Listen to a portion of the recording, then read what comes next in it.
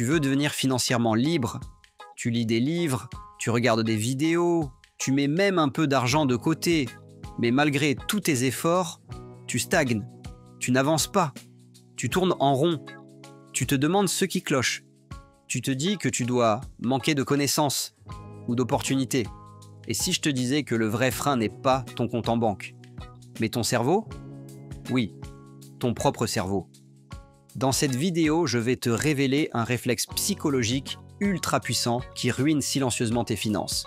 Et surtout, comment t'en libérer avec des stratégies concrètes à appliquer dès aujourd'hui. Reste bien jusqu'au bout. Tu pourrais littéralement changer ta trajectoire financière en comprenant ce seul concept. Imagine Julien, il a 32 ans. Il commence à s'intéresser à la bourse. Il entend parler d'un ETF populaire. Il investit 1000 €, tout excité. Mais 2 semaines plus tard, l'ETF perd 7%. Julien panique. Il vend. Il se dit qu'il a fait une erreur. Il veut protéger ce qui reste. Un mois après, l'ETF remonte. Julien regarde ça avec regret. Il se sent idiot.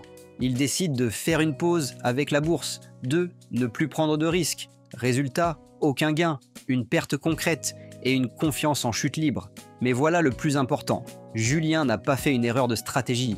Il a subi un piège mental. Ce piège porte un nom, le biais d'aversion à la perte. C'est un réflexe psychologique universel. Il a été démontré par les chercheurs Kahneman et Tversky, prix Nobel d'économie. Voici ce qu'ils ont découvert. Perdre 100 € nous fait 2 fois plus mal que de gagner 100 € nous procure de joie. Autrement dit, notre cerveau déteste perdre. Et pour éviter la douleur d'une perte, il préfère ne rien faire ou fuir, même si ça nous coûte plus cher à long terme. C'est pour ça qu'on vend trop vite, qu'on évite les risques, qu'on garde de l'argent sur un livret A à 0,5%, alors que l'inflation nous fait perdre du pouvoir d'achat chaque mois.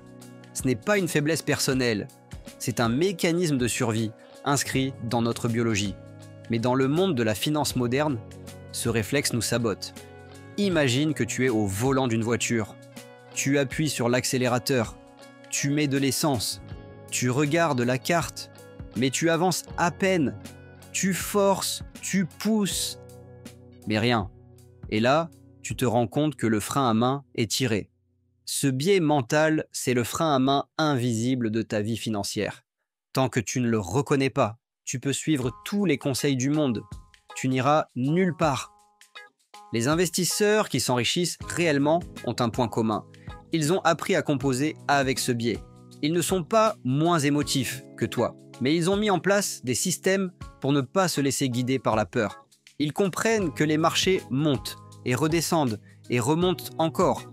Ils savent que les pertes à court terme sont le prix à payer pour les gains à long terme.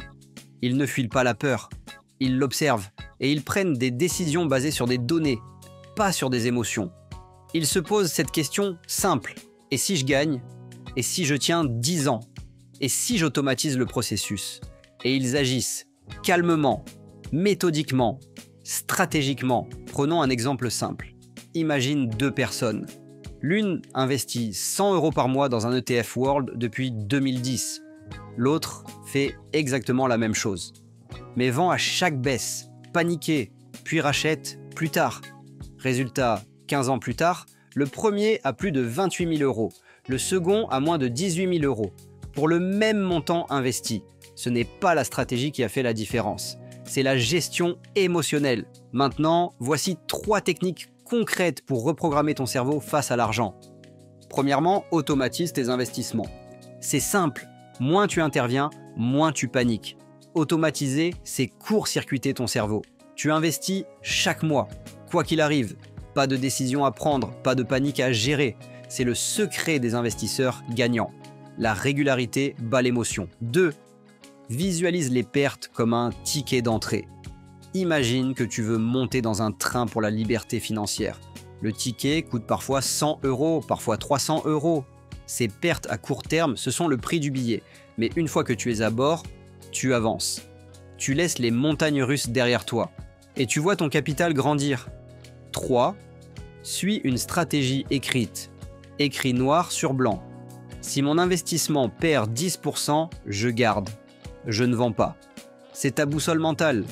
Car au moment où l'émotion arrive, la logique s'efface. Mais si tu as une règle écrite, tu peux t'y raccrocher. C'est un peu comme un garde-fou sur une route glissante. Tu veux sortir du schéma perdant?